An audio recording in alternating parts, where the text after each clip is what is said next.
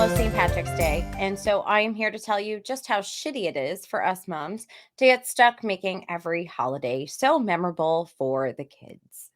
Is it just me, or do we have an enormous amount of pressure on us to turn Valentine's Day, St. Patrick's Day, well, even Columbus Day and Martin Luther King Day into extravaganzas? I mean, from chocolates that you crack open with a hammer to, savvy leprechaun traps and elves that move nightly and tooth fairies and everything else in between, the heat is really on for us. We are constantly in need of keeping up, and it is exhausting. And the best part is, let's talk about St. Patrick's Day for a second. Many of us aren't even Irish. I'm not Irish. I mean, my son, he's half Irish, or actually, is he mostly Irish? But he's got some Scottish in there. I mean, St. Patrick wasn't even Irish. And yet we're here setting traps for leprechauns and cleaning green footprints off of our floors, walls, bathroom toilets. Why?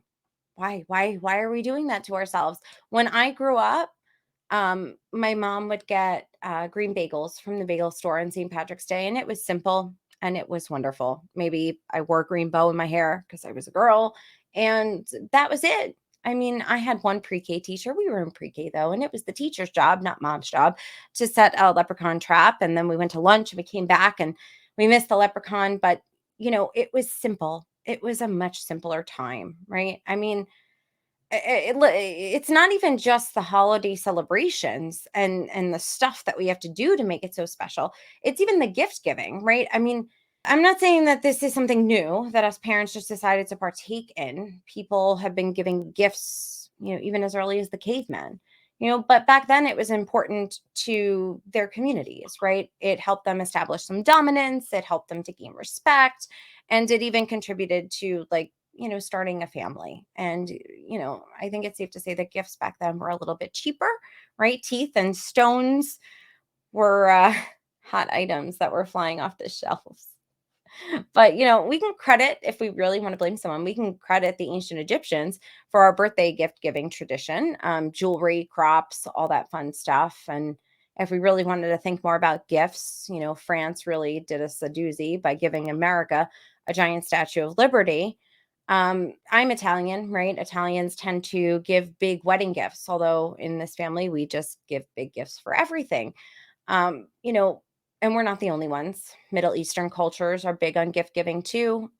Even if a family is not familiar with their neighbor, it's actually a tradition for them to give gifts, on religious occasions and whatnot. And when we think of Christmas gifts, we can certainly thank the Bible there for teaching us about the gifts of gold, frankincense, and myrrh. But how did we get here?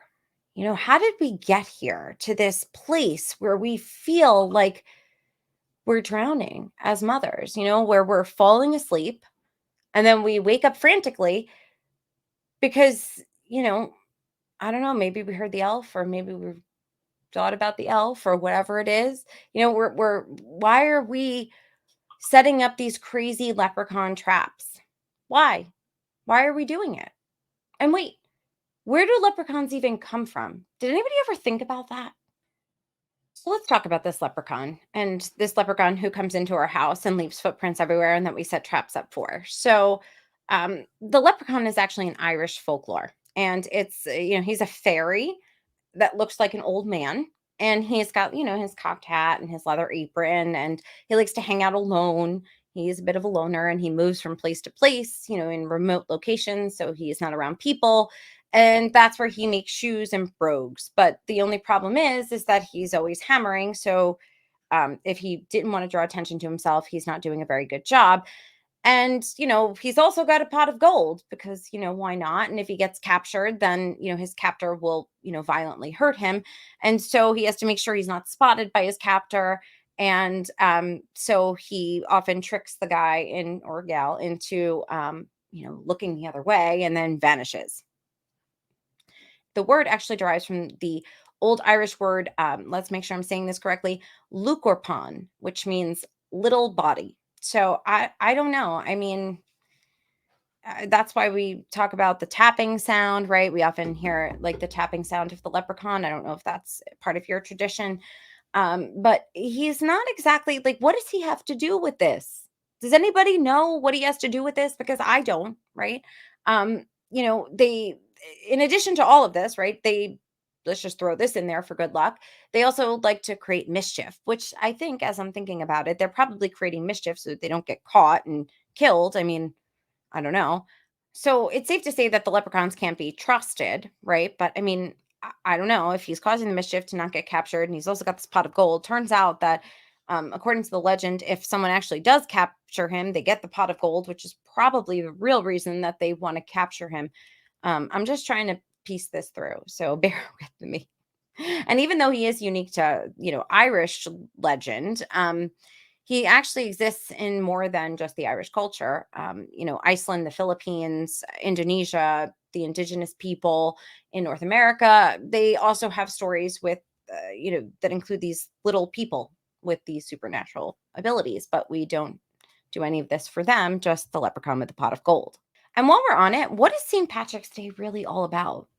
St. Patrick wasn't Irish. He was actually born in Britain. Then he got kidnapped at 16. He was sold by a group of Irish people who were attacking his family's estate. Then he was imprisoned. He was a slave for 6 years. He got pretty desperate, right, for something to believe in while he was imprisoned. He turned to religion, in particular Christianity. Then, as it turns out, he actually escapes captivity, goes back to his home, right?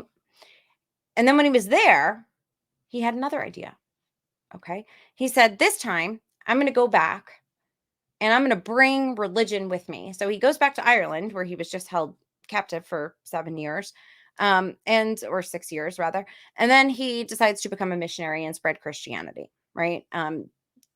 Why do we celebrate St. Patrick's Day on March 17th? Because supposedly he died around that time in the year 460 AD.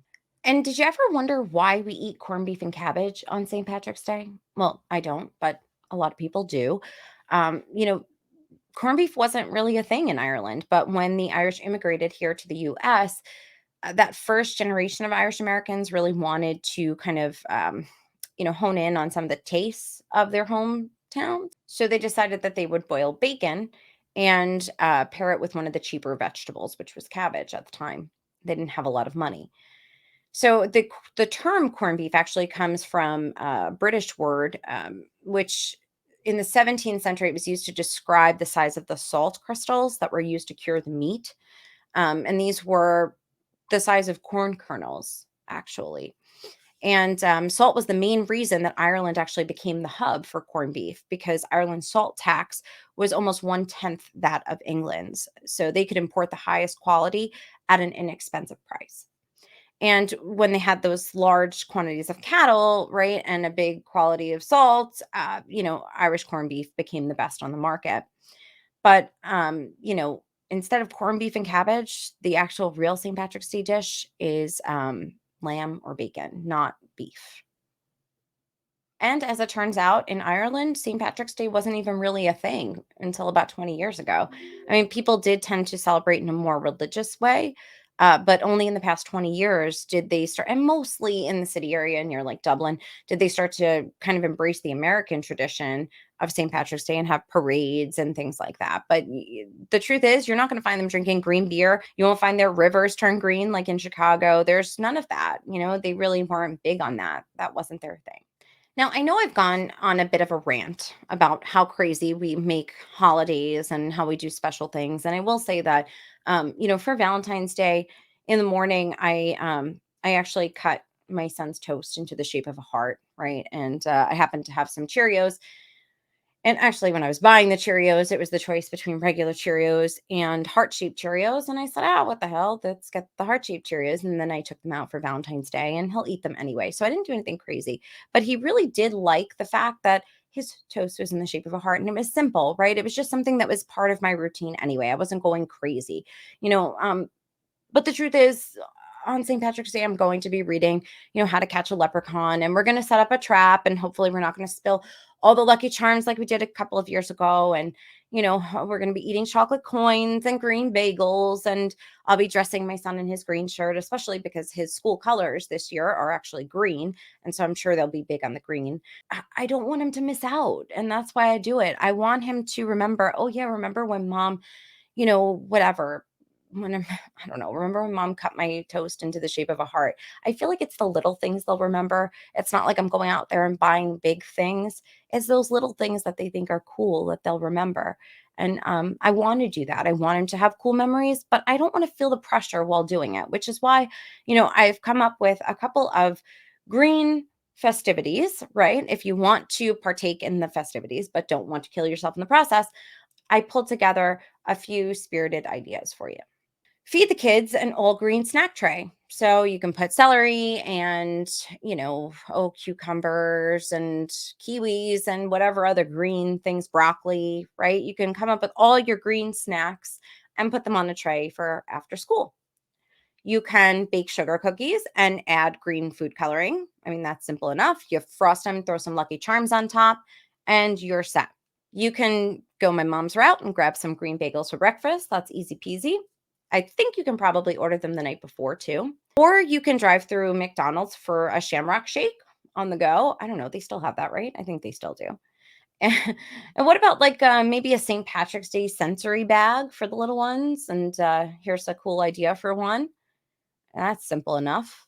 Or you can teach the kids something while they're constructing their leprechaun trap. So maybe it's, an engineering moment and you can use it as a teachable moment while they're putting together a trap for the leprechaun. You can also print green footprints out on the computer, right? That's simple enough. Pull them up, print them out, set them up around the house. I mean, that paint stuff is really driving me crazy. I don't want to clean all of that. So and I mean, another just really simple idea is to leave a few chocolate coins under the pillow. I mean, something really simple. So, I mean, these are just some little things. You can pick a couple of them, and it should make the day feel special. But I think you'll see that you don't have to do a lot of work to make the day feel special. I mean, if you forget the green shirt, so what? So what? Print out a green footprint. Who cares? Who cares? It's too much. And don't we have enough pressure on us to just keep these humans alive all the time that we have to now kill ourselves with the extras? So try to get creative. Don't kill yourself. And it's always the little things that really matter the most. And I think even more than, doing anything is probably just taking like, I don't know, a half hour of undivided time for your child, which is probably going to go a whole lot further than anything you do or buy. So, how about you? What are some of your St. Patrick's Day go-tos? Which ones are the easiest to implement? What are some of the craziest that you've ever seen? Feel free to share them with me. I'd love to share them out with everybody.